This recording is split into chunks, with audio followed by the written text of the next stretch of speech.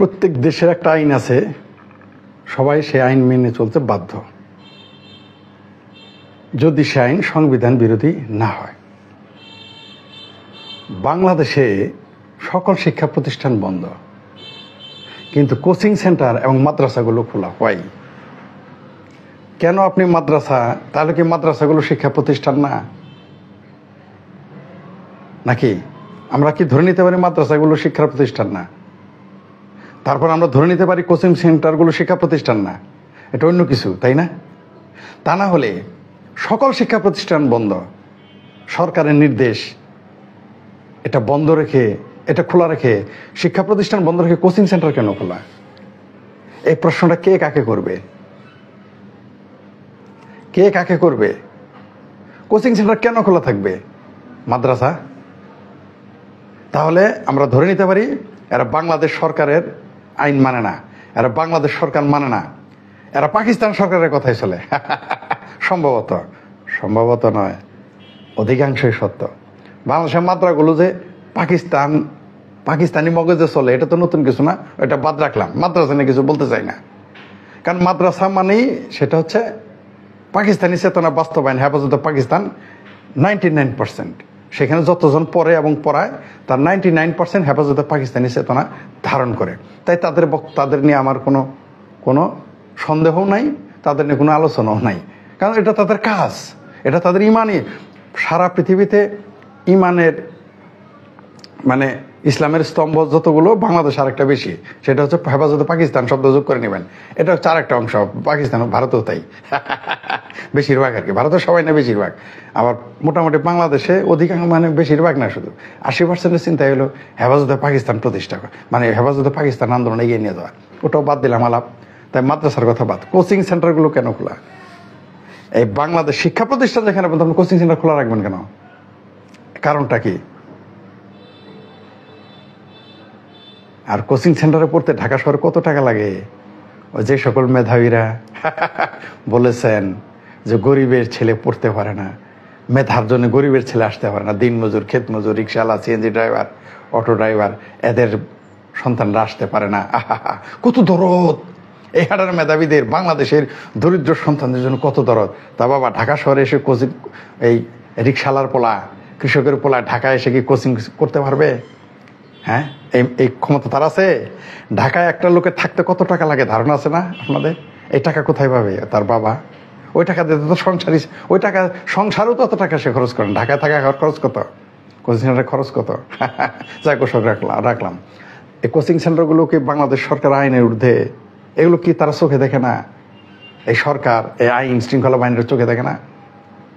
শুধু তাই না, তারা শুক্রবারও খোলা রাখে। শুধু তাই না, তারা 16ই ডিসেম্বরও খোলা রাখে কোচিং সেন্টার। কেন? 16ই ডিসেম্বর শুধু ওয়াজ করে না, কোচিং সেন্টারও খোলা রাখে। এদের আসল উদ্দেশ্য কি? আমি কিন্তু জেনে দায়িত্ব নিয়ে বলতেছি। আরামবাগে একটি কোচিং সেন্টার নিয়মিত, মানে দক্ষিণ কমলাপুর, মান্ডা, আরামবাগ, এগুলোতে দেখবেন, যাত্রাবাড়ি, কোচিং সেন্টারগুলোতে দেখবেন শুক্রবারে খোলা রাখে, কিন্তু জুম্মার নামাজের সময় বন্ধ। স্বাধীনতা যেদিন, বাংলাদেশের বিশেষ দিন 21শে ফেব্রুয়ারিতে কোচিং সেন্টার খোলা থাকে, 21শে ফেব্রুয়ারিতে কোচিং সেন্টার খোলা রাখে, 16ই ডিসেম্বর খোলা রাখে, 26শে মার্চ খোলা রাখে। খুলে কি বলে জানেন? মুক্তিযুদ্ধের বিরুদ্ধে বয়ান করে। এগুলো আপনারা জানেন না। এই কোচিং সেন্টার, সারা বাংলাদেশে কোচিং সেন্টার যতদিন বন্ধ না হবে, শুধু জামাত শিবির নিষিদ্ধ করলে হবে না। কোচিং সেন্টার বন্ধ করলে একই সাথে জামাত শিবিরের জঙ্গি উৎপাদন বন্ধ হবে।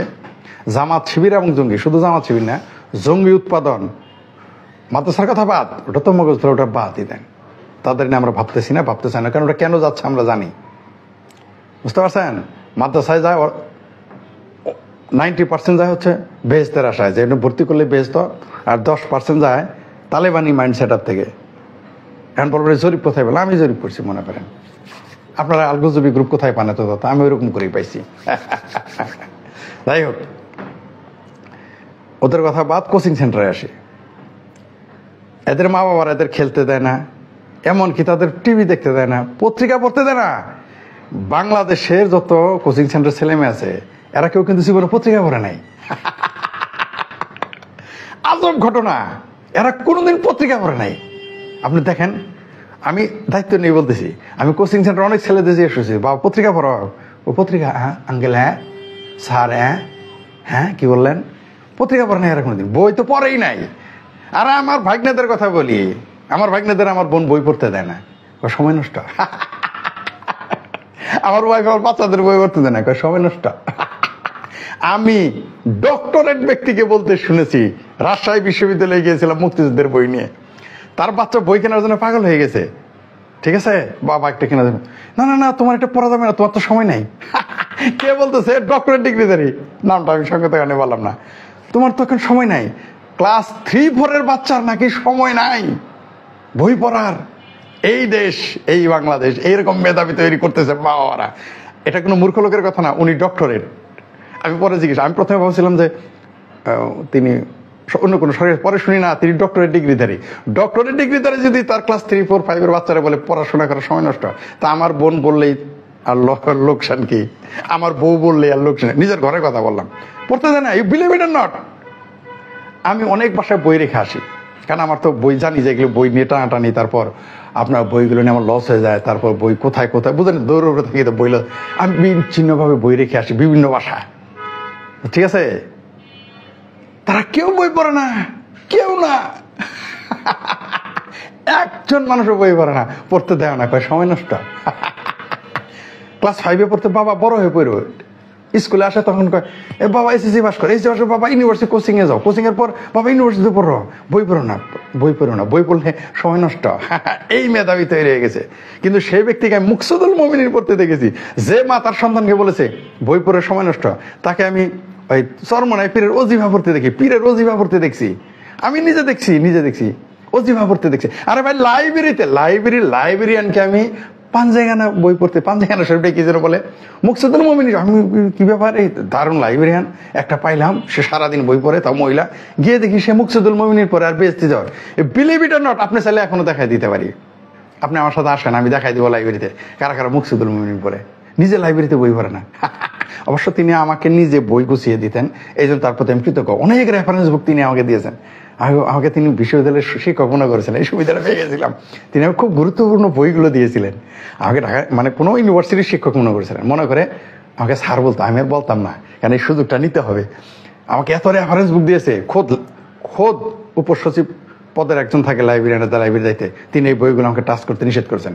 আমি চুরি করে করে, আপনি জানেন না, আমিও জীবনে ঘুষ দিয়েছি লাইব্রেরিয়ানকে।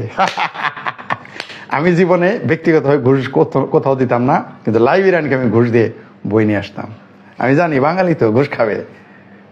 ওই জায়গায় একটা জীবনে দুর্নীতি, আমার জীবনে একটাই দুর্নীতি, মানে ঘুষ দিয়েছিলাম একটা জায়গায়, সেটা হচ্ছে আমি লাইব্রেরিয়ানদের ঘুষ দিয়ে রেফারেন্স বুকগুলো বাসায় আনি, তো আমি আবার যাই দিয়ে আসি, এটাও নিশ্চিত, কারণ এই বইটা সবার কারো না কারো একদিন গবেষণার জন্য কাজে কাটবে আমি জানি। যাই হোক, এরা হলো এইরকম মেধাবী। ঠিক আছে, কি বলছে বাস্তবতা। ধন্যবাদ। জি, বক্তব্য এখন থাক, এবার আমি যাইতেছি আওয়ামী লীগের বিষয়ে লাইভে।